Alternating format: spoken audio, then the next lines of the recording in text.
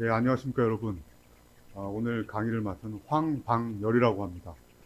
저는 언론사에서 남북관계 전문 기자로 한 10년 정도 남북관계, 통일 문제 이런 걸 취재를 했고요. 그 다음에 2019년 1월 1일부터 2020년 말일까지 서울시에서 남북협력 추진단이라는 그 남북협력 조직에서 단장으로 2년 동안 근무를 했습니다. 그래서 오늘 강의는 그동안의 제 경험을 가지고 이제 말씀을 드릴 건데, 특히 서울시에서 있었던 2년 동안의 그 경험을 가지고 주로 이제 말씀을 좀 드리도록 그렇게 하겠습니다. 제가 아까 말씀드린 대로 2019년 1월부터 서울시에서 이제 일을 했는데요. 아쉽게도 2월에 여러분들 아마 기사가 많이 났기 때문에 아마 기억하시는 분들이 있을 겁니다. 2월에 베트남 하노이에서 그 미국 트럼프 대통령하고 북한 김정일 국무위원장하고 이제 정상회담을 했습니다. 그래서 북한 김정은 위원장이 기차를 타고 6,300km를 정도 가기도 하고 그랬는데, 아무튼 다 아시는 것처럼 이 회담이 결렬이 됐습니다. 결렬이 되고 나니까 이게 우리한테 직접적인 영향이 와가지고 남북 관계가 이제 그때 단절이 됐습니다. 김정은 위원장은 남쪽하고 만나지도 마라, 무슨 행사는 물론이고 만나지도 마라, 이런 지시를 내렸습니다. 다 아시는 것처럼 김정은 위원장은 북한에서 이제 절대 지도자입니다. 그래서 그 지시가 내려오면 다 지켜야 됩니다. 그래서 남북관계 완전히 끊겼어요. 저는 들어간 지 2달밖에 안 돼가지고 이런 상황이 되니까 이제 굉장히 난감한 상황이 됐습니다. 그래서 우회로를 찾아야 되겠다. 비켜가는 길을 찾아야 되겠다. 그래서 이렇게 저렇게 이제 궁리를 하고 알아본 결과 북쪽 사람들이 블라디보스톡을 좀 편애한다는 것을 알게 됐습니다. 우리 지도를 보면 이 북쪽 맨 끝쪽으로, 그러니까 이쪽이 이제 두만강이고 오른쪽이 이제 압록강 쪽이잖아요. 그래서 그 건너편에 블라디보스톡이 있습니다. 북쪽에서는 굉장히 가깝습니다. 강 하나만 건너면 이제 그쪽이죠. 우리도 비행기로 가면 한 2시간 정도면은 충분히 가는 거리입니다. 원래 더 빨리 가는데 이 북한 영공을 지날 수 없기 때문에 우회해서 공해로 나가서 이제 들어가야 돼서 시간이 좀 더 걸립니다. 거리상으로 굉장히 가까운 거리입니다. 그래서 블라디보스톡에서 서울, 평양, 베이징, 모스크바, 도쿄, 동북아 5개국 수도 신선 탁구대회를 열었습니다. 그러니까 북쪽 입장에서는 국제대회를 참석하는 거기 때문에 상대적으로 좀 부담감이 덜한 겁니다. 그래서 이쪽에 가서 이제 뭐 남북 간의 직접 접촉은 아니지만 국제 행사를 통해서 만나는 그런 행사를 좀 잡은 겁니다. 지금 이제 보시면 이 사진에 왼쪽의 남자들은 우리 남쪽 탁구단 선수들입니다. 오른쪽은 북쪽 선수단입니다. 가운데 자세히 보시면 여러분들 잘 아시는 유승민, 현재는 탁구협회 회장이자 IOC의 선수위원입니다. 그 올림픽 금메달리스트고 뭐 이런 분이죠. 올림픽에서 탁구에서 금메달, 그 남자 단식에서 이제 금메달을 딴 분입니다.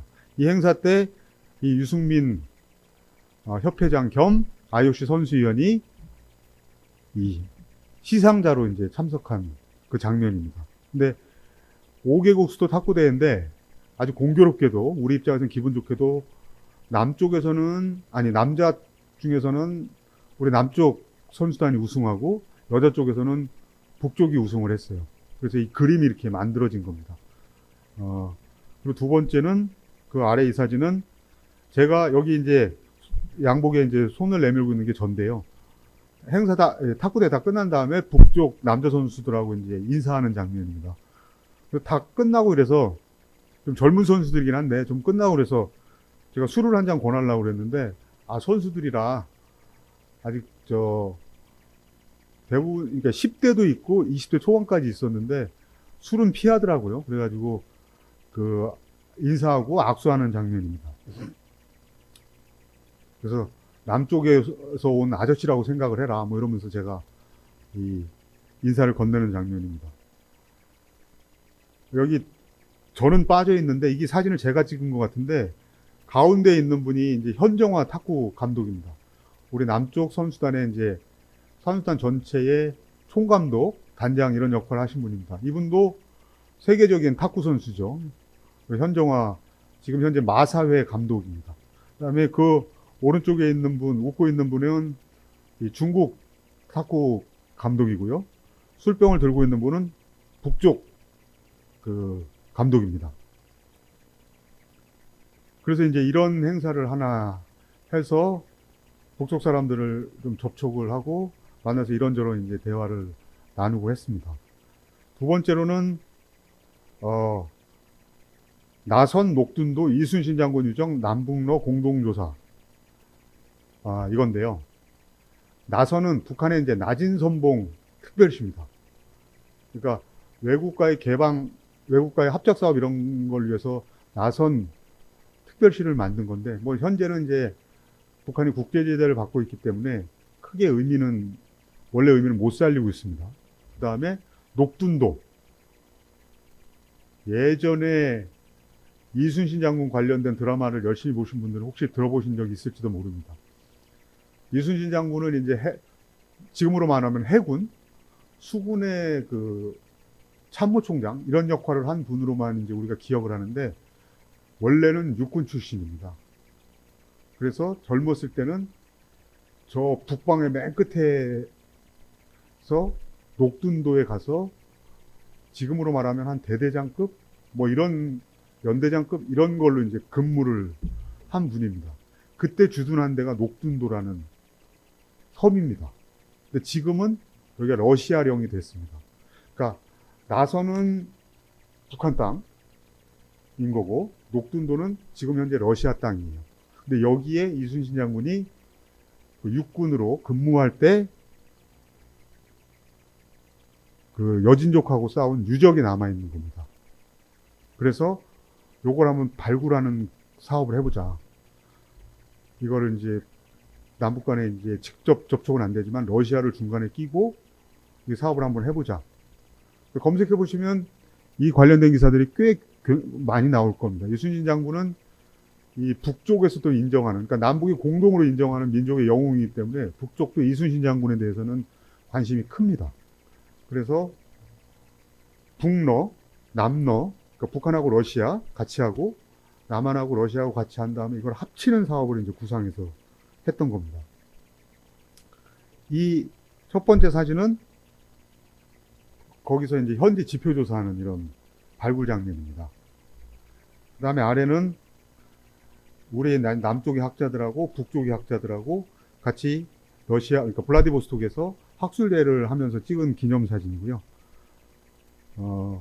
여기 제대로 보일지 모르겠는데 여기 있는 사람이 이제 접니다. 이렇게 해서 했고, 이 밑에 이제 화면이 좀 등장인물들이 좀 밑에 앉아 있는데 여기는 이제 북한하고 러시아하고 같이 공동으로 학술대회를 하는 그런 장면입니다. 그래서 이런 행사들이 있었고요. 지금 이제 남북 관계가 안 좋기 때문에 이런 식으로 북한 러시아 쪽하고 남한 러시아 쪽 따로 했습니다만, 그러니까 이게 공동으로 어느 정도 상황이 되면 두 개 행사를 합쳐서 진행할 수 있다. 이런 생각을 가지고 이제 준비를 했습니다. 그래서 2019년에 아까 말씀드린 대로 탁구대회가 있었고, 그 다음에 이 이순신 장군의 북방유적 발굴 사업 두 개를 이제 블라디보스톡이라는 우회로를 찾아서 이제 했습니다. 근데 두 가지 다 북쪽에서 탁구대회에서도 굉장히 호평을 했고, 이 북방유적 발굴 사업에 대해서도 계속 진행할 의사를 이제 갖고 있었어요. 그래서 이게 이제 2019년 겨울에 했던 거기 때문에 그 다음에 2020년 봄에 이어서 다 하자 이런 약속들이 이제 좀 돼 있었거든요. 근데 봄에 이제 하려고 했던 거는 일을 좀 빨리 진척시키고 싶은 생각도 하나가 있었고, 또 하나는 어마어마하게 춥습니다. 여러분들이 이제 러시아 관련된 영상이나 사진 같은 거 보면 이 엄청나게 두꺼운 털모자를 쓰고 있는 장면들을 이런 걸 보실 텐데 거기 가서 직접 경험을 해보면 그게 왜 그런지 이해가 이제 됩니다. 우리 그냥 이 정도 이 정도 차림으로 이 파카나 이런 걸 입고 가면 머리가 깨질 것 같습니다. 어마어마하게 춥더라고요. 그러니까 밖에는 그냥 나돌아다닐 수가 없는 수준이에요. 그냥 우리 한국 사람들은. 그러니까 그 러시아 사람들이 특히 이제 극동이나 이쪽에 우리 한반도 위에 극동, 시베리아 이쪽 사람들이 술을 굉장히 독한 술, 보드카 같은 술을 많이 먹고 그 두꺼운 그리고 엄청나게 큰 털모자를 쓰고 다니는 이유를 이해를 할 수 있습니다. 그래서 겨울에 이런 행사를 하는 게 너무 힘들고 그런 경우에 너무 추워서 이제 안전사고 같은 우려도 있고 하기 때문에 따뜻한 봄에 하자 약속을 이제 했었습니다. 그런데 2020년 초에 지금까지 우리를 괴롭히고 있는 코로나가 터져버렸습니다. 그래서 그 약속들을 지킬 수가 없었어요. 그러니까 우리도 나갈 수가 없고, 우리도 비행기를 탈 수도 없고, 북한도 당연히 비행기가 이제 끊겼습니다. 북한 같은 경우에 다 아시는 것처럼 이 감염병에 대한 예방, 그리고 국가적 차원의 방역 수준이 굉장히 떨어집니다. 그래서 이런 외부의 전염병이 돌면 북한은 아주 초긴장 상태로 들어갑니다. 그래서 2020년 초에 국경을 주로 이제 중국과의 국경이 긴데 중국과의 국경, 그다음에 러시아와의 국경 여기를 다 끊어버린 겁니다. 그래서 굉장히 통제돼 있고 드나드는 그러니까 출입국을 굉장히 엄격하게 이제 통제를 합니다. 사실상 국경이 봉쇄돼 있는 상태입니다. 몇 년 전에 전 세계에 이제 에볼라 바이러스가 이제 퍼졌는데 이거는 지금 코로나19하고 비교할 수 없이 치사율이 높습니다. 그거는 걸리면은 거의 사망률이 굉장히 높은데 그게 이제 아프리카에서 시작돼가지고 아시아에 뭐 이제 영향을 준다 이렇게 됐는데 실제 북한한테 이제 영향 줄 가능성이 굉장히 낮다고 생각하는데도 북한은 그걸 그때도 완전히 끊어버렸었거든요. 국경을 봉쇄했거든요. 근데 이제 코로나19 같은 경우는 북한에서 멀리 떨어져 있기는 하지만 중국에서 시작된 것이고 하기 때문에 북한이 느끼는 이 부담감이 굉장히 컸던 것 같아요. 그래서 이거를 끊었습니다. 그리고 지금 현재도 그 상태가 이제 유지되고 있는 상황입니다. 그래서 안타깝게도 이런 상황이 좀 코로나19 때문에 러시아 블라디보스토크 통한 우회로 아까 말씀드린 5개국 수도 친선 탁구대회라든가 특히 북한도 큰 관심을 보였던 이순신 장관 북방유적 발굴 사업이라든가 이런 게 현재 상태까지 이제 스톱되어 있는데 제 생각에는 코로나19가 어느 정도 좀 통제되고 북한도 이거를 이제 방역에 대해서 자신감을 가지고 이걸 넘어갈 수 있겠다라고 생각이 들면 다시 돌파구를 좀 찾아서 원 상태로 돌릴 수 있지 않을까. 이제 끊어진 상태에서 다시 연결해서 할 수 있지 않을까. 이런 생각을 좀 하고 있습니다. 그 다음에 세 번째로, 서울 시민이 만들어가는 평화 통일 사회적 대화. 이런 행사가 있습니다. 이게 뭐냐면, 흔히 이 남북 관계나 통일 문제가 첨예하게 우리 사회에서 이념적으로 갈등하고 대립하는 핵심 바로미터 지점입니다. 뭐 좀 심하게 얘기하는 분들은 지금 집권당인 민주당하고 지금 제1야당인 국민의힘하고 사회 경제적으로 얼마 뭐 큰 차이가 있느냐 이렇게 주장하는 분들도 있어요. 뭐 사회 경제적 정책에서 크게 차이가 없다고 얘기하는 분들도 있고 그렇지 않다. 굉장히 큰 차이가 있다라고 얘기하는 분들이 있지만 어느 쪽 의견이든 간에 공통적으로 얘기하는 거는 남북 관계에 대한 거, 통일 문제에 대한 거는 양쪽이 굉장히 다릅니다. 그러니까 많이들 아시는 것처럼 민주당 그리고 또는 지금 이제 정의당 이런 당들까지는 크게 보면 이제 햇볕 정책에 김대중 대통령 때 시작한 햇볕 정책의 영향 아래서 그걸 이어가는 정책으로 해서 남북 화해라든가 남북 관계 개선이라든가 이거를 핵심적으로 그 대북 정책의 기조로 햇볕 정책을 가져가서 남북 관계 개선이라든가 이런 걸 중시하는 쪽이 민주당 쪽이죠. 근데 다 아시는 것처럼 국민의힘 쪽에서는 지금 북한하고의 이런 개선 정책이 도대체 어떤 결과를 가져오고 있느냐. 핵 문제는 계속 악화되고 있고, 우리가 일방적으로 지원할 뿐이지 북한의 어떤 변화를 이끌어내고 있느냐. 이런 비판적인 의견들이 많이 있습니다. 근데 이런 큰 차이가 있는 거는 이제 분명합니다. 민주당 쪽하고 국민의힘 쪽에서. 그리고 이게 이제 정치적으로는 두 당의 차이로 나타나지만 실제로 일반 국민들 사이에서도 크게 두 가지 흐름이 있습니다. 그런데 이거를 갈등하지 말고, 갈등만 하지 말고 사회적 대화를 통해서 접점을 찾아보자. 이런 노력들은 굉장히 이제 또 사실 오랫동안 해왔습니다. 그게 성과가 있든 없든 그런 사회적인 대화를 하자 이런 주장들도 꽤 많이 있었고 그것을 위한 실제적인 노력들도 있었습니다. 그래서 서울시에서 서울시가 이 논의할 수 있는 틀, 마당, 무대를 한번 만들어 보자. 그래서 시작한 게 서울 시민이 만들어가는 평화통일 사회적 대화. 이걸 한번 해보자 이런 겁니다. 이 첫 번째 사진이 2019년에 했던 행사입니다. 바로 보시는 거 알 수 있는 것처럼 아무도 이제 마스크를 안 끼고 있죠. 그래서 2019년이기 때문에 코로나가 벌어지기 전이기 때문에 오프라인 행사로 이걸 만들었습니다. 그래서 서울에 25개 자치구가 있습니다. 이거를 4개의 권역으로 나눠서 그분 이제 공모를 하고 원하는 분들을 뽑는다는 것도 별거 아닙니다. 이제 연령하고 성별, 연령, 직업군만 좀 맞춰가지고 서울을 4개 권역으로 해서 총 4회의 그 행사를 한 겁니다. 그래서 총 739명의 이제 서울 시민분들이 참석을 하셨어요. 근데 이거는 한두 시간 하고 마는 게 아닙니다. 아침에 한 10시부터 시작해서 총 점심시간 빼고 8시간을 토론을 합니다. 그러니까 그리고 시작하기 전에 이 사회적 대화를 시작하기 전에 이 남북관계 관련된 부분에 대해서 설문지를 다 작성을 합니다. 그리고 8시간의 이 깊은 토론 이걸 합니다. 그래서 일종의 숙의 민주주의 그런 걸로 이제 표현되는 그런 프로세스를 하루 종일 진행한 다음에 끝날 때 다시 이 설문지를 다시 작성합니다.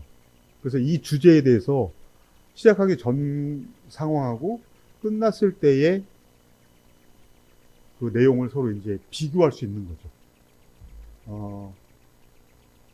저는 이제 그 사회 동안 진행하는 것을 전체를 다 당연히 이제 참석을 해서 시작할 때 설문조사 내용하고 끝났을 때 내용하고 이제 비교하고 이런 것들을 했습니다. 이게 이제 제가 이거를 굉장히 적극적으로 했는데 왜 그랬냐면 제 개인적인 경험이 있습니다. 제가 이제 학부 말고 이제 대학원을 옛날에 이제 경남대 북한대학원, 지금은 이제 북한대학원 대학교라는 학교가 있는데요. 거기서 수업을 좀 들은 경험이 있는데, 거기 수업 과목 중에 한 과목에, 남북관계론이라는 이제 수업 과목에 수업을 듣는데, 탈북자부터, 그 다음에 국정원 직원, 그 다음에 사회단체, 남북관계에 관련된 사회단체에서 근무하시는 분, 그 다음에 현직 정보사 사령관. 그 정보사는 실제로 북한 정보 수집하는 이런 데입니다. 지금은 아닌 것 같은데 옛날 같은 경우에는 옛날에 북한에다가 우리 이제 요원을 보내서 정보 수집을 하기도 했다는 뭐 그런 조직입니다. 이런 분들이 다 망라돼서 이제 수업을 듣습니다. 그게 이제 2005년, 6년 뭐 이럴 때인데 그 수업을 들으면 저는 너무 재밌었어요. 그러니까 우리나라 남북관계에 대해서 굉장히 뚜렷한 특징, 생각을 가진 분들이 망라돼서 이제 수업을 듣는 겁니다.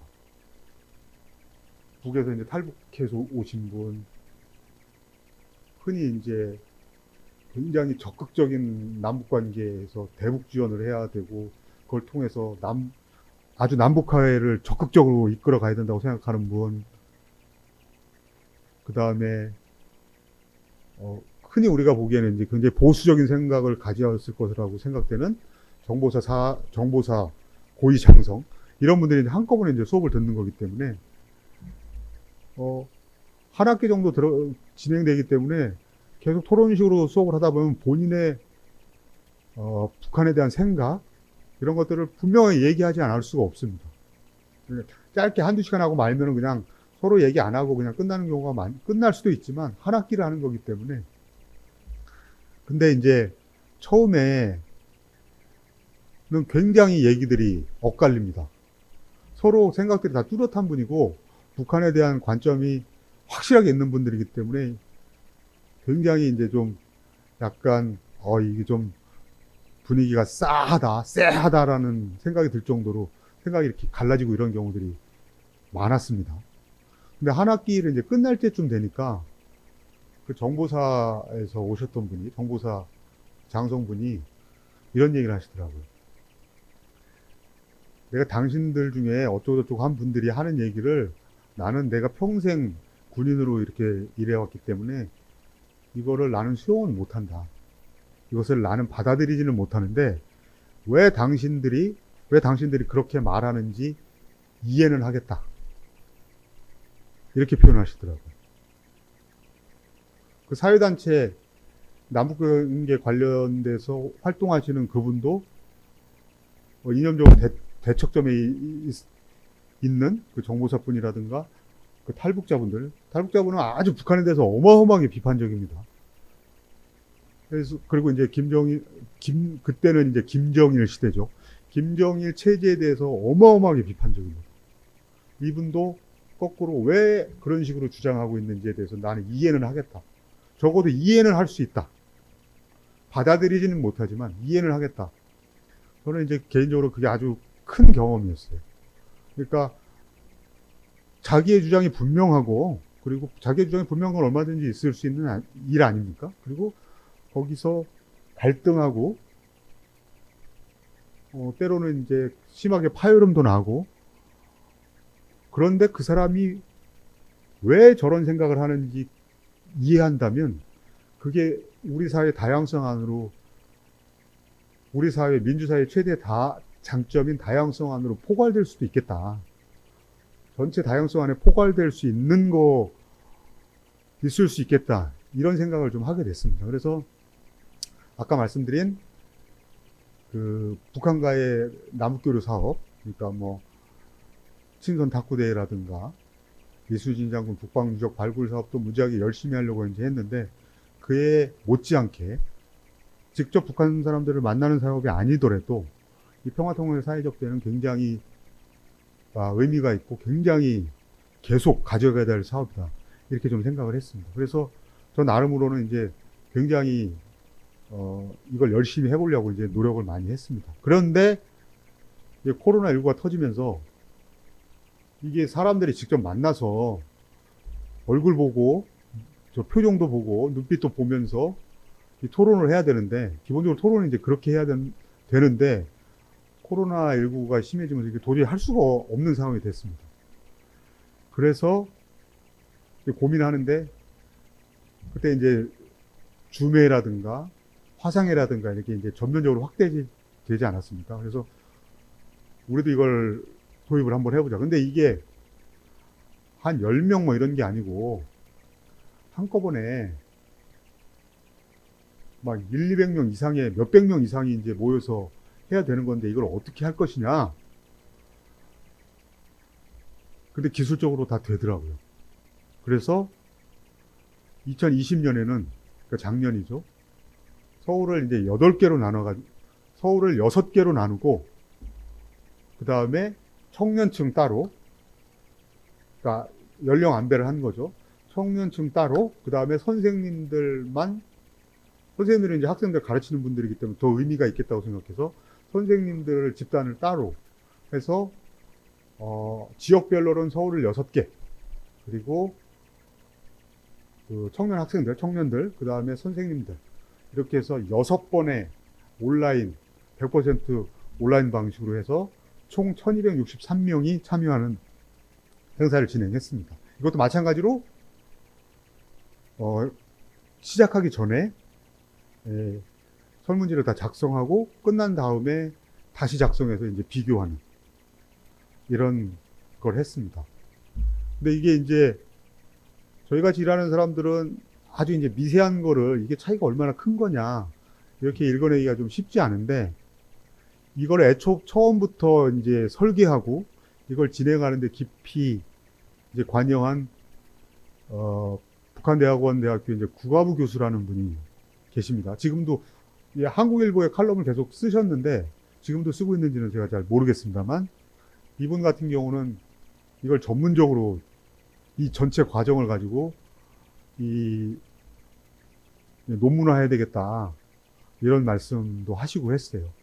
본인이 하시겠다는 건지 누가 했으면 좋겠다는 말씀일 수도 있는데, 굉장히 이 과정 자체가 아까 말한 수기 민주주의 한 좋은 과정이고, 그 다음에 특히 아주 첨예한 이념적인 갈등의 핵심에 있는 남북관계 문제를 가지고 다룬 것이기 때문에 이게 하나의 샘플이 될 수 있겠다.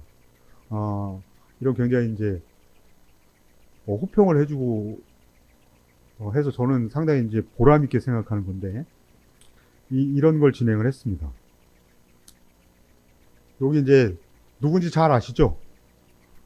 최불암 한국인의 밥상 여전히 진행하시는 최불암 선생님이 이 개회사 같은 오프닝 같은 걸 해주시는 장면입니다. 근데 이분이 이제 저한테 부탁한 건, 한국인의 밥상을 한 10년도 하여튼 더 됐나? 하여튼 꽤 오래 하셨는데, 수건 사업이 북한 가서 한국인의 밥상을 진행하는 겁니다. 이 최불암 선생님도 그렇고, 한국인의 밥상 제작팀의 수건 사업이 북한 가서 한국인의 밥상을 진행하는 거예요. 그러니까 해외에 우리 저 동포들 있고 이런 데는 뭐 다 돌았다고 그럽니다. 중국도 가고 러시아도 가고 멕시코도 가고 뭐 미국은 말할 것도 없고, 어찌할 수 없이 아직 이제 북한을 못 갔기 때문에 저한테도 부탁한 게, 혹시 잘 돼가지고 북한 사람들하고 만나서 이렇게 잘 되면 한국인의 밥상도 북한 가서 할 수 있게 좀 도와주라, 이런 말씀을 또 하셨어요. 뭐 당연히 저로서는 충분히 해야 될 일이라고 이제 생각을 하는 거죠. 이거는 이제 행사 중에 온라인으로 진행하던 장면입니다. 이제 줌으로 이제 하던 장면입니다.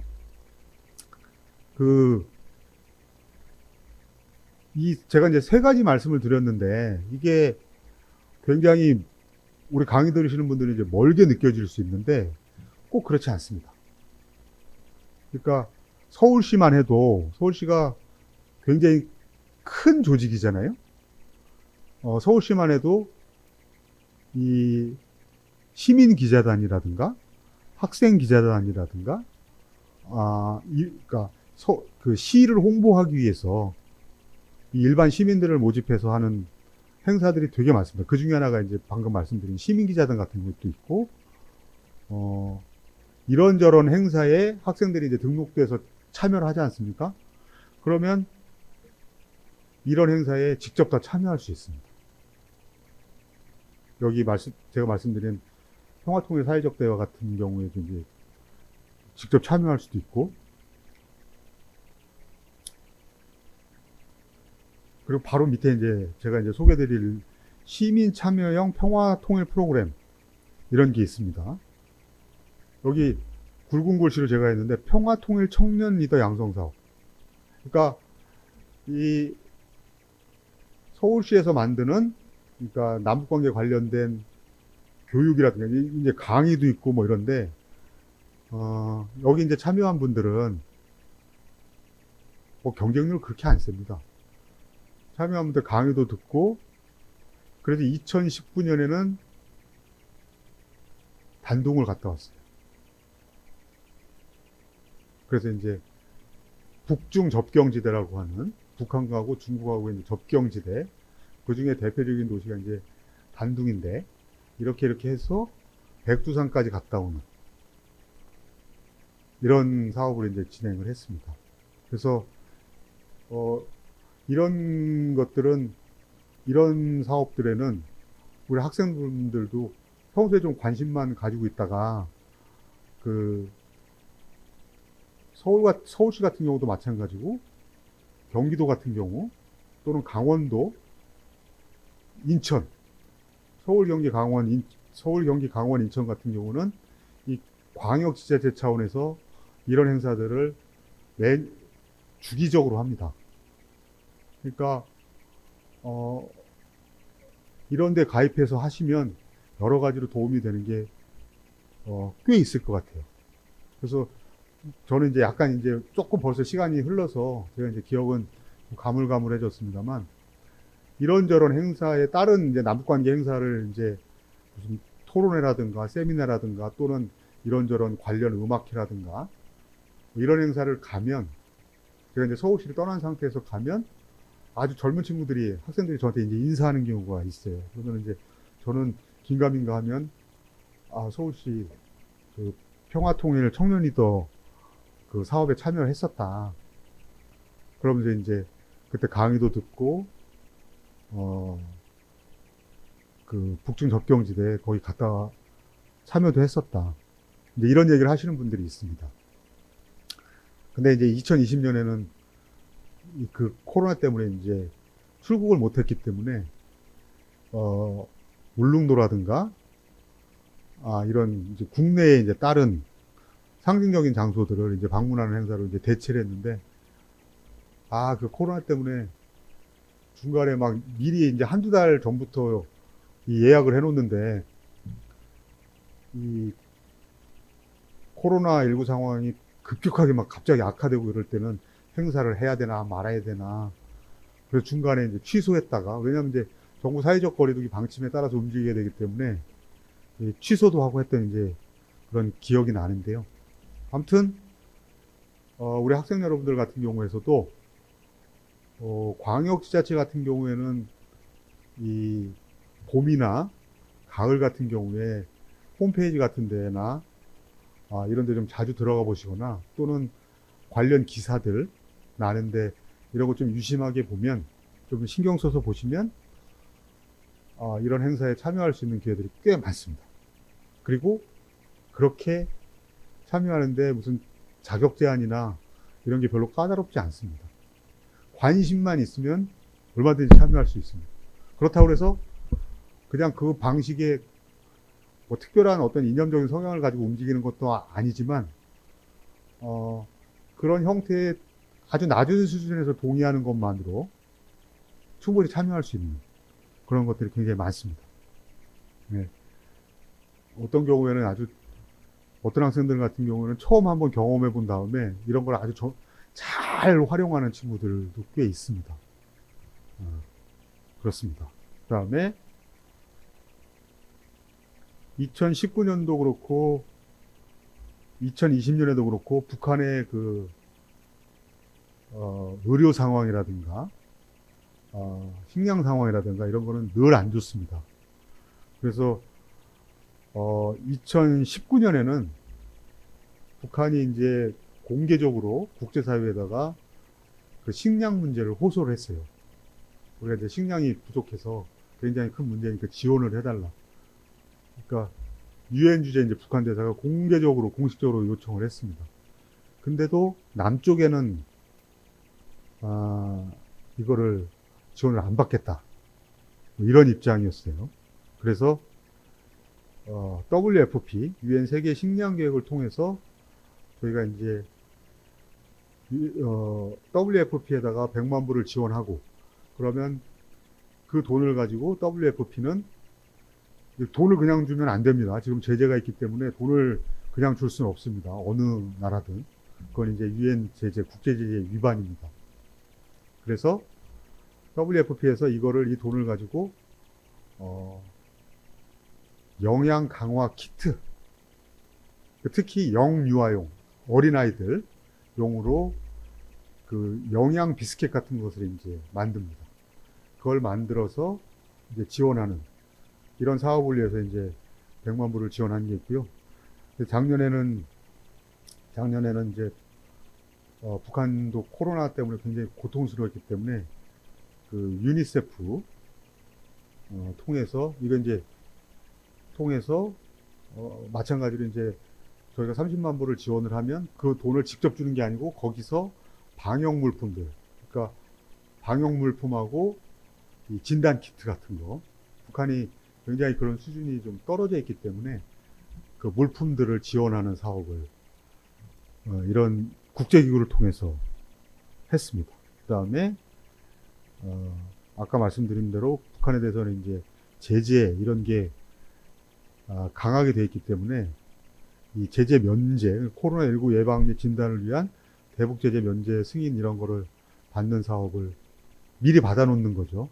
여기 이제 좀 자랑이라고 해서 지자체 최초라고 했는데 지금은 서울시가 한 다음에 경기도도 받고 다 이제 많이 받습니다. 지자체, 큰 지자체들은 거의 다 이제 받아놨습니다. 그러니까 이제 제가 말씀드린 게 크게 보면 우리나라에서 큰 그러니까 광역지방자치단체의 대북 사업, 대북 남북교류협력 사업을 설명한 건데요. 그 중에서 이제 제가 서울시를 경험했기 때문에 서울시를 중심으로 설명을 드린 겁니다. 그러면 여러분들 중에는 이 강의를 들으시는 분들 중에 이런 의문을 제기하시는 분들이 있을 겁니다.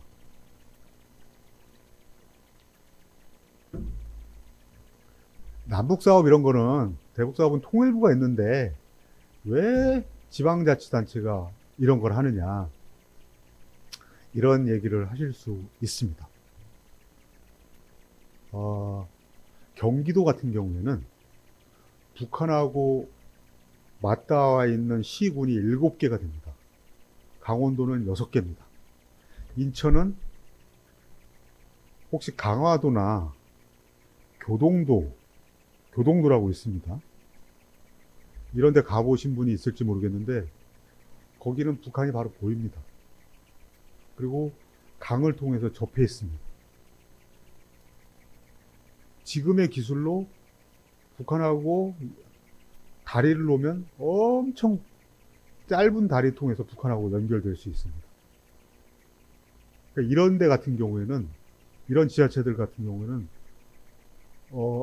실제로 북한하고의 사업이 굉장히 필요합니다. 예를 들면 지금은 이제 북한에 대해서 굉장히 비판적인 말씀을 많이 하는 김문수 전 경기지사 같은 경우에는, 그분도 이제 본인이 경기지사 하실 때는 북한하고 사업에 대해서 굉장히 열심히 했는데, 경기도에서 이제 말라리아가 이제 모기를 통해서 전염되지 않습니까? 말라리아가 이제 경기 북북 쪽에, 북한하고 돼 있는 쪽에, 접경지에 있는 쪽에 말라리아가 심하게 퍼진 적이 있어요. 근데 그게 북쪽에서 오는 모기들을 퇴치하지 않고 이걸 잡을 수가 없는 거예요. 그래서 김문수 경기자가 직접 방북해서 말라리아 모기 잡는 사업을 이제 했습니다. 그리고 강원도 같은 경우에는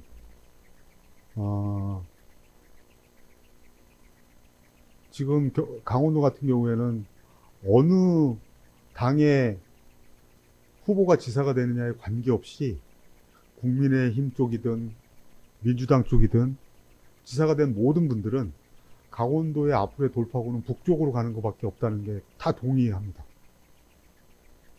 그러니까 지금 우리 여건상 강원도의 어떤 대규모 생산단지, 그러니까 창원이라든가 또는 수도권처럼 대규모 산업단지를 만들기가 어렵습니다. 강원도 같은 경우에.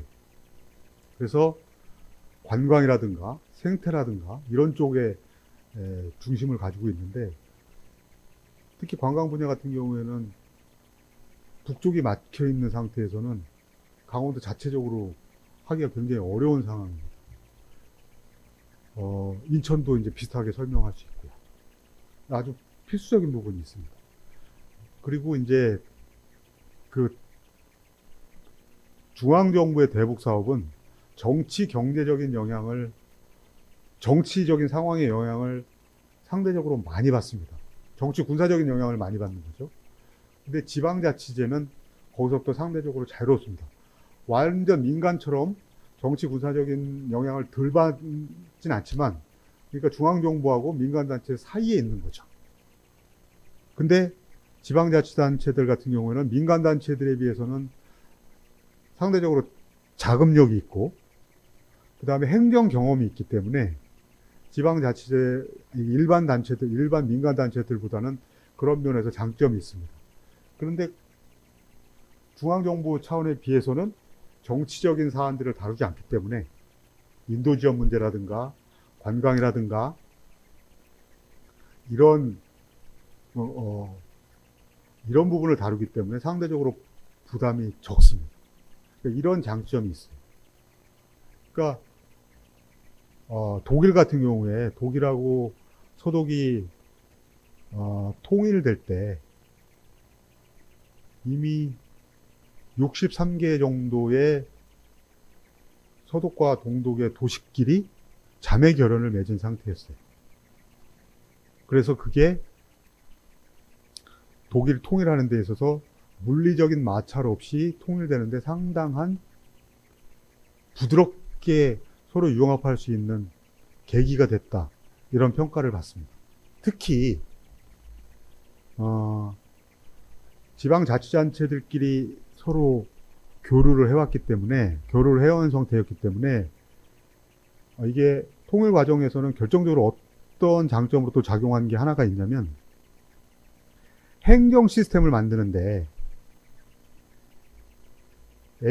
독일의 A라는 도시하고 서독의 A라는 도시하고 동독의 A-라는 도시가 이미 자매 결연을 맺어서 교류를 해왔기 때문에 행정 시스템을 서독 시스템으로 만드는데 훨씬 쉽게 적용을 했다는 거예요.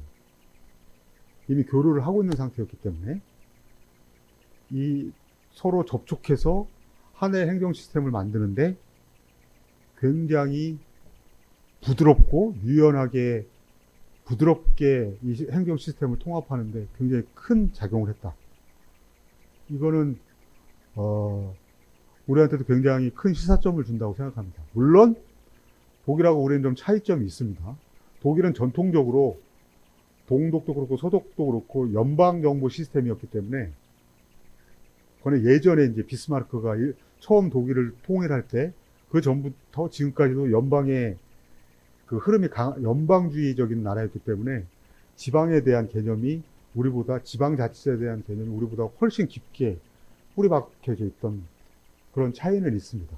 그런데 그렇더라도 지금처럼 남북이 정치 군사적으로 첨예하게 이제 대립하고 있는, 갈등하고 있는 상황에서는 이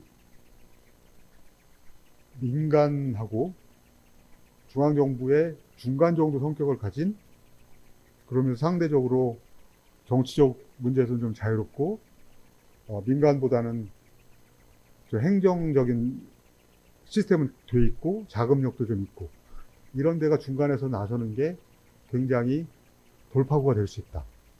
굉장히 중요한 역할을 할 수 있다. 이런 측면에서